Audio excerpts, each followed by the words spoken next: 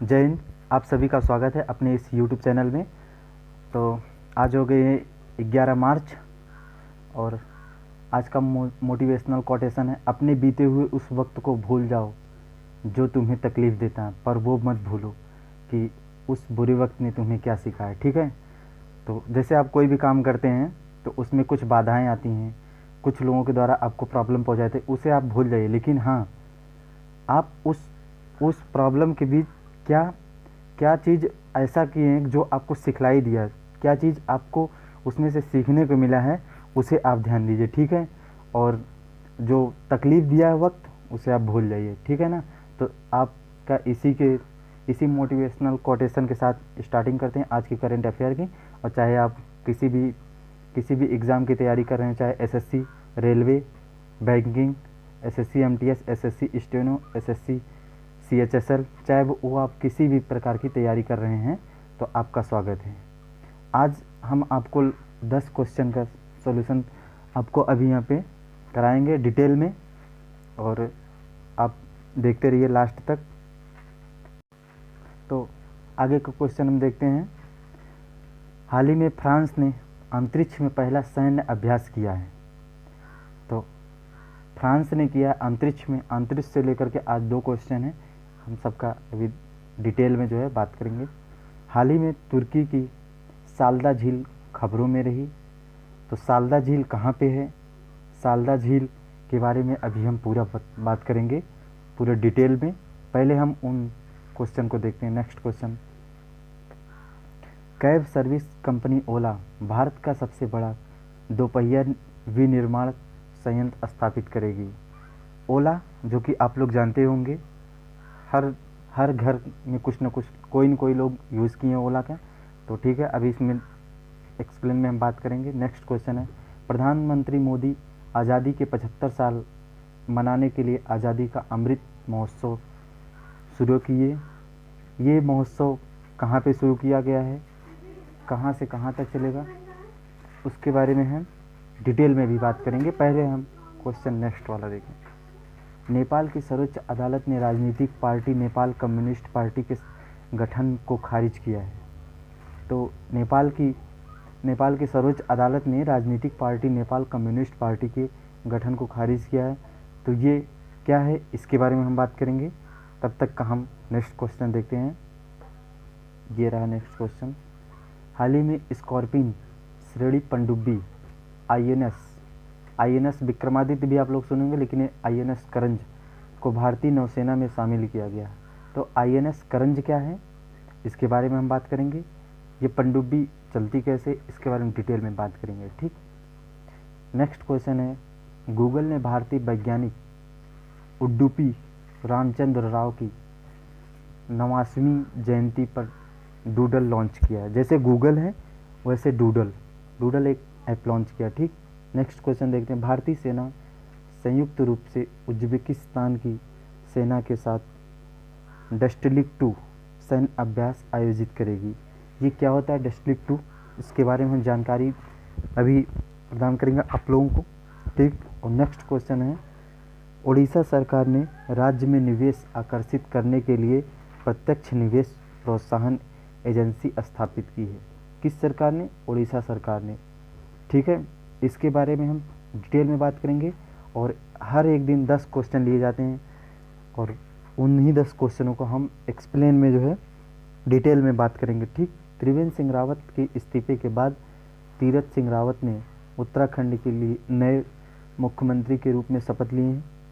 इनका एक कल मैं छोटा सा वीडियो बना के अपलोड कर दिया था, कल शाम को ही लगभग 4 बजे के आसपास।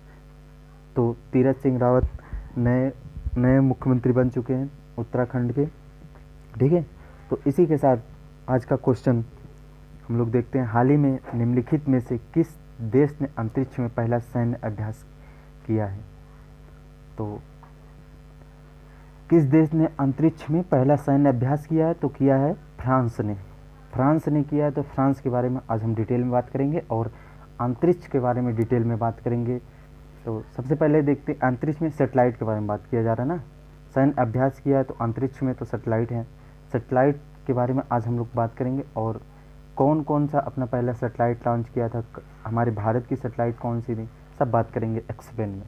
ठीक, तो पहले पहले ऑर्बिट देखते हैं। पहले low earth orbit, middle earth orbit, high earth orbit. ठीक, तो सेटेलाइट इन्हीं के बीच में छोड़ी जाती है, कोई लो पे रहता है, कोई मिडिल अर्थ ऑर्बिट पे रहता है, कोई हाई अर्थ ऑर्बिट पे रहता है। ठीक, तो सेटेलाइट का यूज़ क्या है, सबसे पहले ये जानते हैं। सेटेलाइट वो है यार जिससे हम इंटरनेट चला रहे हैं ना, जिससे आप अभी ये वीडियो देख रहे हैं मोबाइल में, सेटेलाइट के द्वारा ही चला रहे हैं आप। सेटेलाइट अगर ना होती तो इंटरनेट आदान प्रदान नहीं हो पाता, तो फिर ये मोबाइल भी नहीं चलता। ठीक है, इंटरनेट के द्वारा ही हम सब कुछ अपलोड करते हैं, डाउनलोड करते हैं, जो भी करते हैं। और सेटेलाइट के द्वारा ही कम्युनिकेशन, जो कि जैसे हवाई जहाज़ होता है ना, हवाई जहाज़ क्या वहाँ से दिखता थोड़ी ना, वहाँ से मुंडी निकाल के देखेगा, मर जाएगा, वहीं पे आग लग जाएगी उसमें। ठीक, तो ये केवल सेटेलाइट के द्वारा ही मतलब वहाँ पे रूट बताए जाते हैं हवाई जहाज़ में। और हाँ, मौसम की जो ये 2-4 दिन पहले न्यूज़ मिल जाती है कि ना मौसम जो है गड़बड़ होने वाला, बारिश होने वाली है, ठंड बढ़ने वाली है, धूप ज़्यादा तेज़ होगी, इन सब के बारे में सेटेलाइट ही हमें जो है एक सूचना प्रदान करता है, जो कि हम आप लोगों तक प्रदान करते हैं। ठीक, तो ऐसे ही जो अभी क्वेश्चन में देखिए, किस देश ने अंतरिक्ष में पहला सैन्य अभ्यास किया, तो सैन्य अभ्यास 8 मार्च से 12 मार्च तक। ठीक, 8 मार्च से 12 मार्च तक, जो कि 8 मार्च से स्टार्ट हुआ था, 12 मार्च तक ये चलेगा। ठीक है ना। और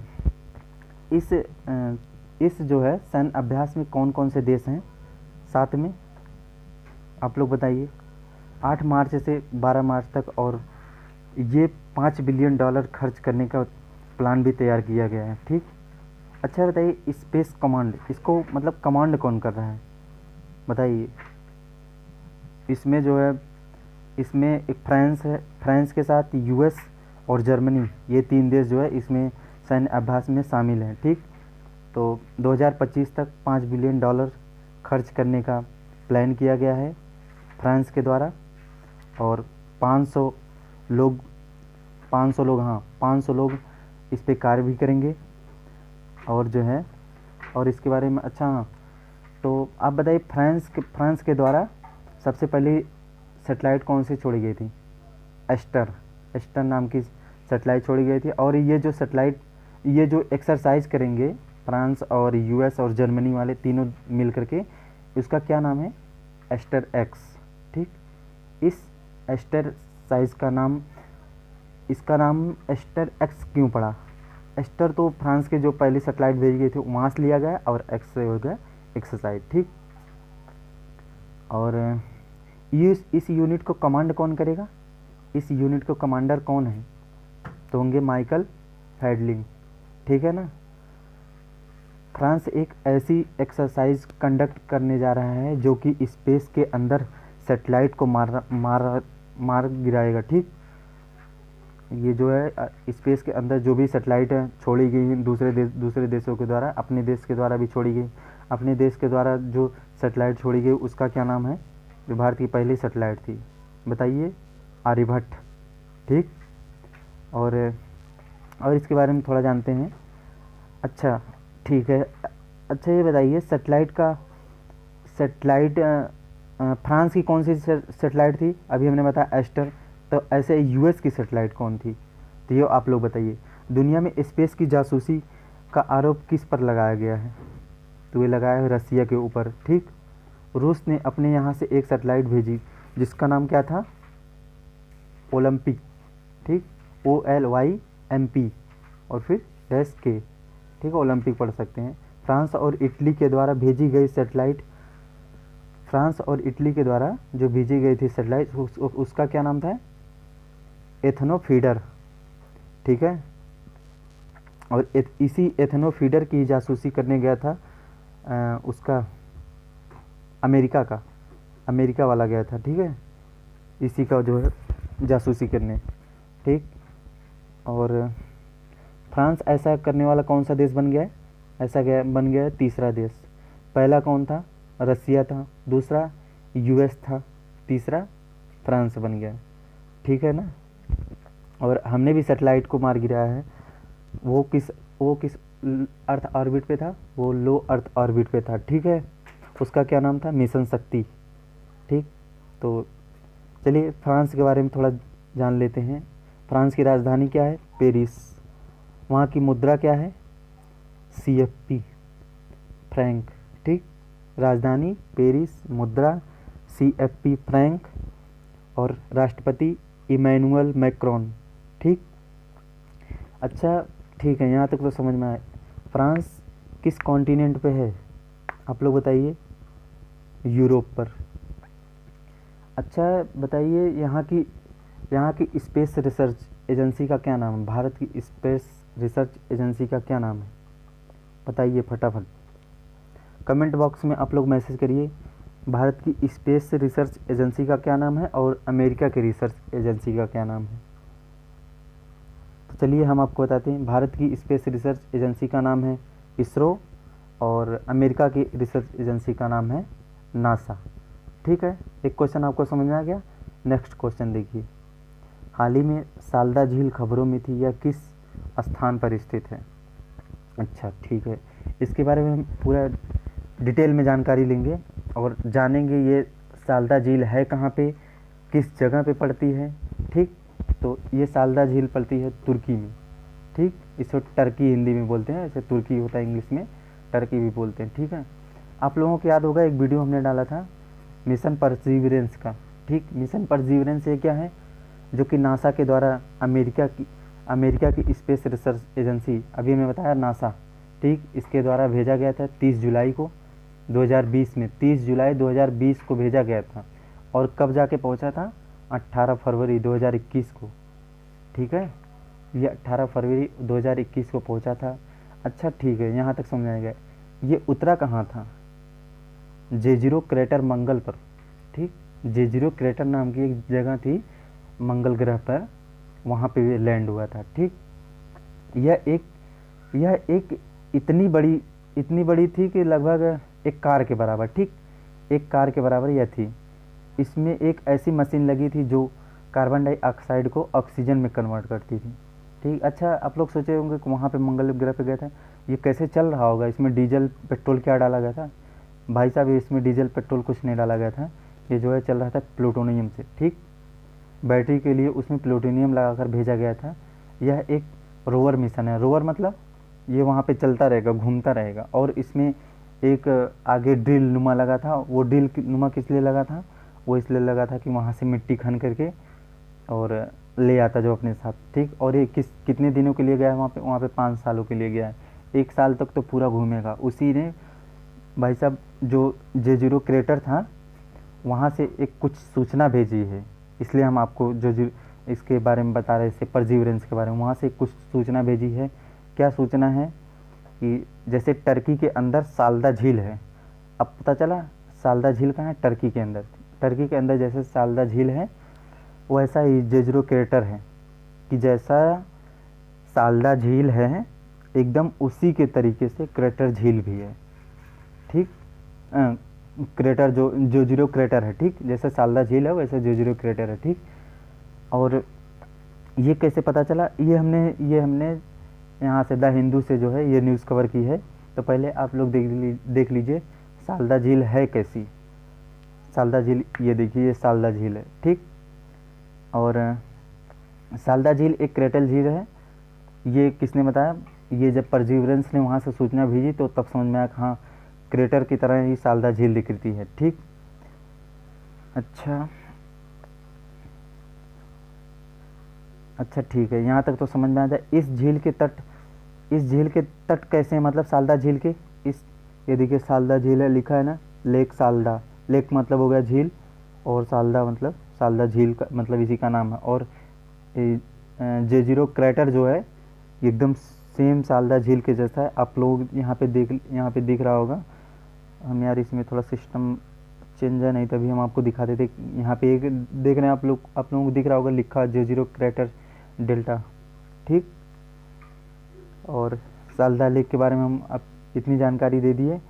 और हो रही बात कहाँ की? तुर्की की। चलिए ठीक है, तुर्की की राजधानी देख लेते हैं। तुर्की की राजधानी अंकारा है। मुद्रा क्या है? तुर्की लीरा है। तो अच्छा आप लोग सोच लेंगे परसिवरेंस, देख लीजिए परसिवरेंस भी ऐसा है, आगे ड्रिल नुमा लगा है। ठीक है, तो इन्हें यहाँ के राष्ट्रपति कौन है? तुर्की के रेजेप तैयब, ठीक है, रेजेप तैयब एर्दोगन, ठीक, रेजेप तैयब एर्दोगन। और ये किस कॉन्टिनेंट पे है? ये है पूर्वी यूरोप और पश्चिमी एशिया, ठीक, ये पूर्वी यूरोप और पश्चिमी एशिया पे है, ठीक है। अच्छा ये बताइए, मंगल ग्रह को क्या कहा जाता है? लाल ग्रह के नाम से भी जाना जाता है। अच्छा ठीक है, यहाँ तक समझा। अच्छा आप लोग सोच रहे होंगे J0 क्रेटर कैसा है, कैसे पता चला कि ये यहाँ के लेक के जैसे हैं? भाई साहब, ऐसा J0 क्रेटर ने जब भेजा वहाँ से सूचनाएं, तो वो जो है वो पूरा सूखा है। सूखा है कि इसका मतलब वहाँ पे कभी न कभी पानी रहा होगा। इसका मतलब है मंगल ग्रह पे जीवन तो है, कुछ ना कुछ तो वहाँ पे जीवन है, इसलिए तो झील बनी हुई है, ठीक। और नेक्स्ट क्वेश्चन देखते हैं, निम्नलिखित में से कौन सी कंपनी भारत का सबसे बड़ा दोपहिया विनिर्माण संयंत्र स्थापित करेगी? तो ये है आपका ओला कंपनी, जो कि टैक्सी के लिए फेमस है। ओला कंपनी फेमस है ना, उसी ने जो है अब वो खुद का दोपहिया स्कूटर, ठीक है, वो खुद का दोपहिया स्कूटर जो है लॉन्च कर रही है ना, वो लॉन्च करी। अच्छा ये किस जगह पे लॉन्च करेगी? आप लोग ये सोच रहे होंगे। ये लॉन्च करेगी वहाँ पे तमिलनाडु में लॉन्च करेगी। तो चलिए पहले इसके बारे में थोड़ा जानते हैं इकोनॉमिक तरीके से।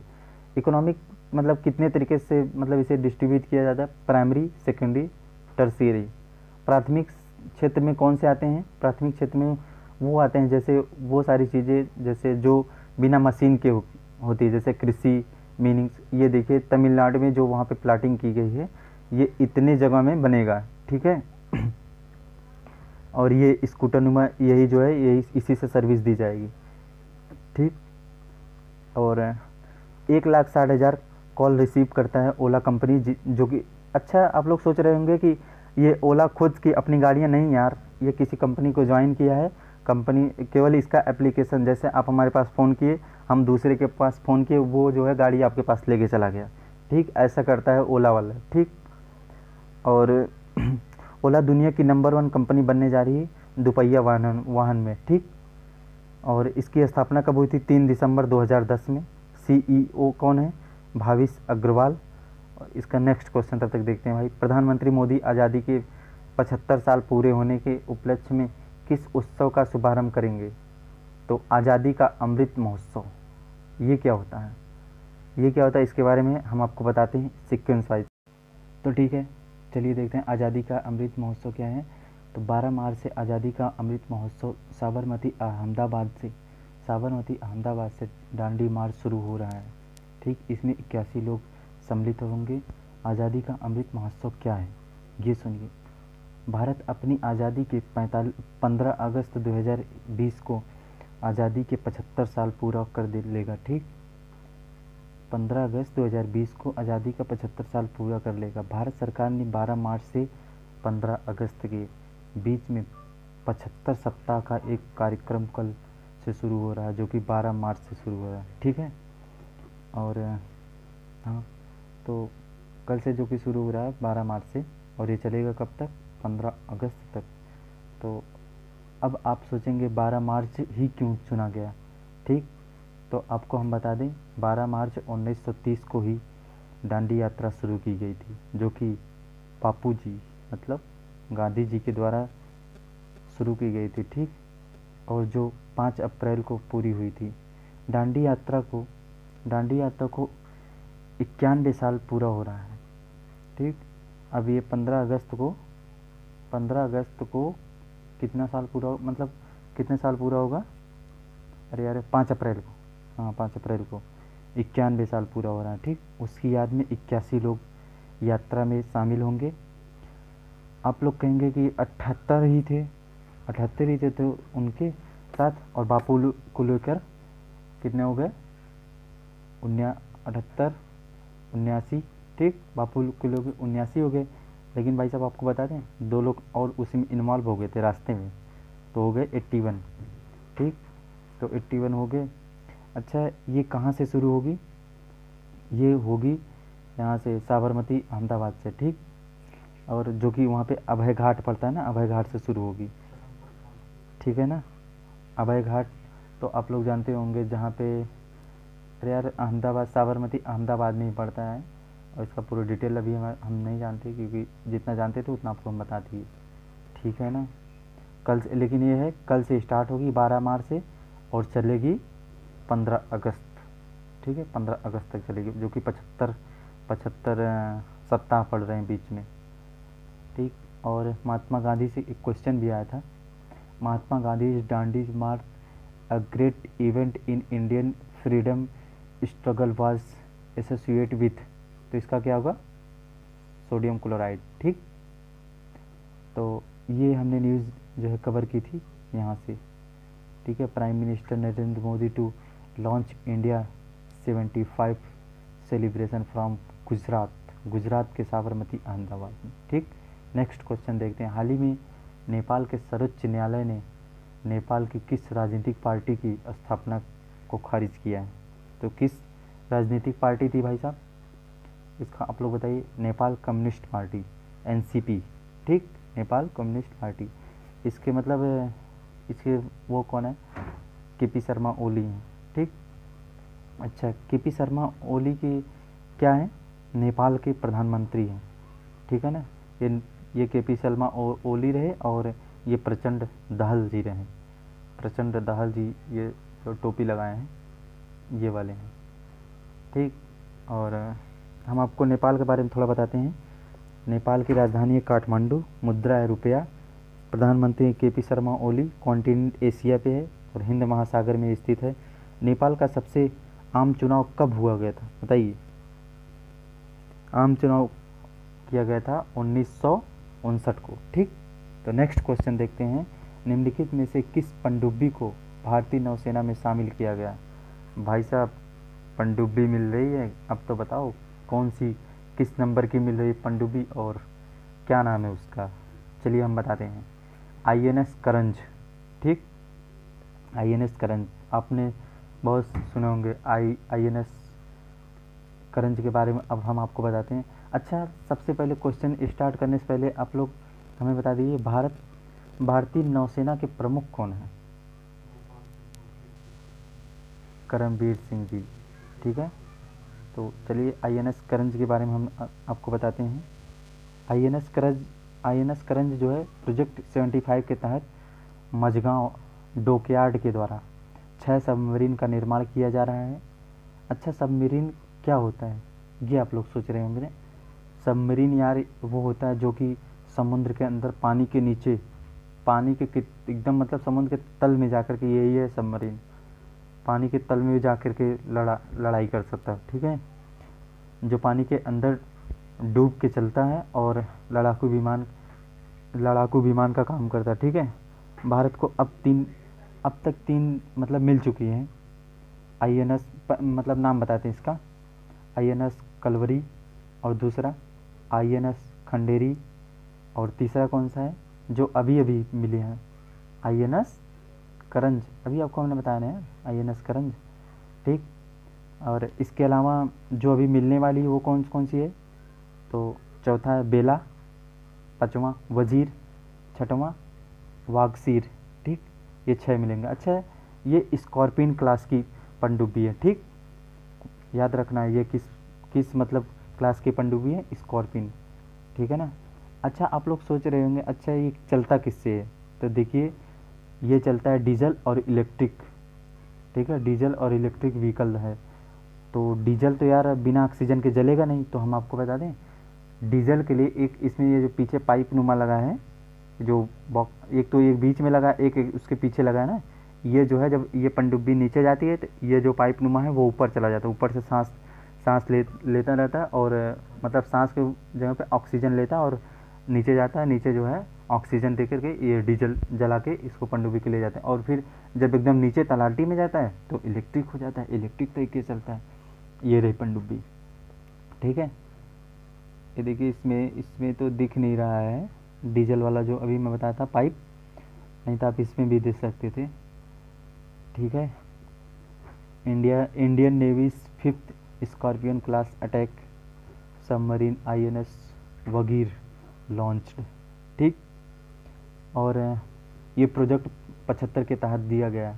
कितनी मिलनी है सबमरीन? 6। कितनी मिली है? 3। जो मिलने वाली हैं उनका क्या नाम है? एक का नाम है वेला, दूसरे का नाम है वजीर और तीसरे का नाम है वागसीर, ठीक है।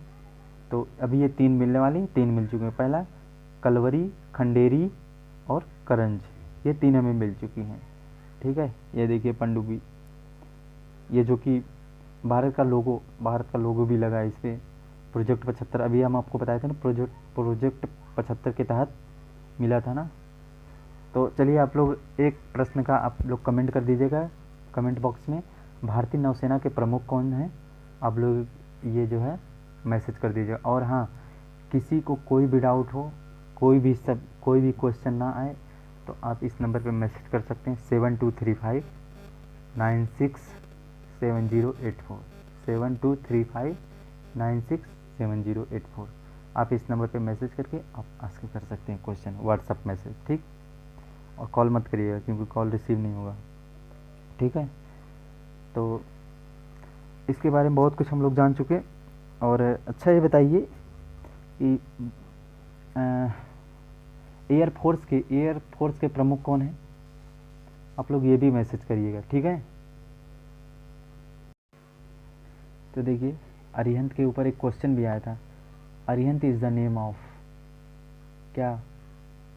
Arihant is the name of a nuclear powered submarine, ठीक, a nuclear powered submarine, an infantry combat vehicle, a ballistic missile, इसका क्या होगा? a ballistic missile, ठीक। और ये कब का पूछा गया था? यूपीएससी CDS 2015 में, ठीक है। तो देखते हैं सबमरीन के बारे में। सबमरीन INS करंज किस वर्ग से संबंधित है? अभी हमने आपको बताया था स्कॉर्पिन, ठीक। और प्रोजेक्ट 75 के तहत कितनी पनडुब्बियों का निर्माण करना है? यार अभी हमने सब आपको बता रखा है। प्रोजेक्ट 75 के तहत 6 पनडुब्बियों का निर्माण करना है, जो कि 3 मिल चुकी हैं। और भारतीय नौसेना के प्रमुख भी हम आपको बताए हैं, करमबीर सिंह, ठीक। प्रोजेक्ट 75 के तहत निर्मित पहली पनडुब्बी कौन सी थी? INS जो भी था, आप लोग देखिए। नेक्स्ट क्वेश्चन है, गूगल ने किस भारतीय वैज्ञानिक की 89 मतलब 89वीं जयंती पर डूडल लॉन्च किया? ये गर्व की बात है, जो कि गूगल ने जो कि एक अपने ही देश के वैज्ञानिक थे, उनका नाम क्या था? उनका नाम आप लोग बताएंगे कि हम बताएं? उनका नाम था उडुपी रामचंद्र राव। इन्होंने ही आर्यभट्ट का निर्माण किया था। आर्यभट्ट जो कि इंडिया की सैटेलाइट है, इंडिया की सैटेलाइट जो है उसका नाम अभी हमने आपको बताया था पीछे फर्स्ट वाले क्वेश्चन में। इंडिया की सैटेलाइट का नाम आर्यभट्ट है ना, पहली वाली, उसका निर्माण इन्होंने ही किया था, उडुपी रामचंद्र राव जी। इनके नाम पर गूगल ने डूडल नामक ऐप लॉन्च किया, ठीक। और इनकी कौन सी जयंती थी? 89वीं, ठीक है। इनके बारे में थोड़ा देख सकते हैं, उडुपी रामचंद्र राव जी, ठीक है। तो इनका अगर मतलब जन्मदिन जानना भी है तो देख लीजिए, Indian space program scientist, Indian space research organisation, ठीक है।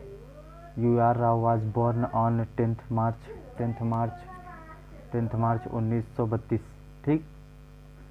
इनका मतलब ये इनका जन्म हुआ था 10 मार्च 1932 को, ठीक है। नेक्स्ट क्वेश्चन को हम देखते हैं, भारत किस देश के साथ संयुक्त सैन्य अभ्यास डस्टलिंक 2 आयोजित करेगा? तो आप लोग बताइए भाई, किस देश के साथ करेगा? हैं? बहुत आप लोग पढ़ते हो ना, बताइए। उज्बेकिस्तान। तो हम आपको बता दें, उज्बेकिस्तान के साथ जो है सैन्य अभ्यास करेगा भारत, ठीक। डस्टलिंक 2। अच्छा, उज्बेकिस्तान की राजधानी क्या है यार? उज्बेकिस्तान जल्दी हम सुने नहीं, हम आज तक यही नहीं जानते थे ये देश उज्बेकिस्तान। तो आपको बताएं, यहाँ की राजधानी ताशकंद है, करेंसी है उज्बेकिस्तानी सोम, और यहाँ के प्रेसिडेंट है कौन है? शौकत मिर्जियोयेव, ठीक। और ये किस कॉन्टिनेंट पे है, किस महाद्वीप पे है? एशिया महाद्वीप, ठीक। और ये कहाँ पे स्थित है? अरल सागर में, ठीक। इसके बारे में थोड़ा और देख सकते हैं। डस्ट लिप टू ठीक। और इंडो अजबेक जॉइंट मिलिट्री एक्सरसाइज, ये भारत के साथ होगा, ठीक है, भारत और उज्बेकिस्तान के टाइम। ये रहा उज्बेकिस्तान का नक्शा, ठीक है ना। उज्बेकिस्तान कहाँ पड़ता है? कजाकिस्तान के पास पड़ता है। कजाकिस्तान ऊपर रहा, तुर्कमेनिस्तान नीचे रहा, बीच में कौन पड़ा? उज्बेकिस्तान, ठीक। तस्केंट भी यहीं पे बगल में देखिए। और अब तक कौन से देश के साथ ये हुआ, मतलब सैन्य अभ्यास हुआ है, या आप पॉज करके वीडियो डिटेल में देख सकते हैं, ठीक है। तो नेक्स्ट क्वेश्चन देखते हैं। राज्य में निवेश आकर्षित करने के लिए कौन सा राज्य प्रत्यक्ष निवेश प्रोत्साहन एजेंसी स्थापित करेगा? आप लोग बताइए। यह है उड़ीसा, ठीक। उड़ीसा है ना, उड़ीसा के बारे में थोड़ा जानकारी आपको हम दे देते हैं। उड़ीसा की राजधानी कौन सी है? भुवनेश्वर। राज्यपाल कौन है? गणेशी लाल। मुख्यमंत्री कौन है वहाँ के? नवीन पटनायक। अच्छा ठीक है, यहाँ तक समझ में आ गया। यहाँ की लोकसभा सीट कितनी भाई साहब? 21 है। राज्यसभा सीट 21 का आधा 10.5 हो जाता है ना, तो मान लीजिए 10। यहाँ की राज्यसभा सीट 10 है, लोकसभा सीट उसका दुगना 1 प्लस कर देना, 21 है, ठीक। विधानसभा सीट कितना है? 147 है, ठीक है। अच्छा, यहाँ के राष्ट्रीय उद्यान कौन से? भितरकनिका और सिमलीपाल, ठीक। Jai Hind, thank you, take care, Jai Hind.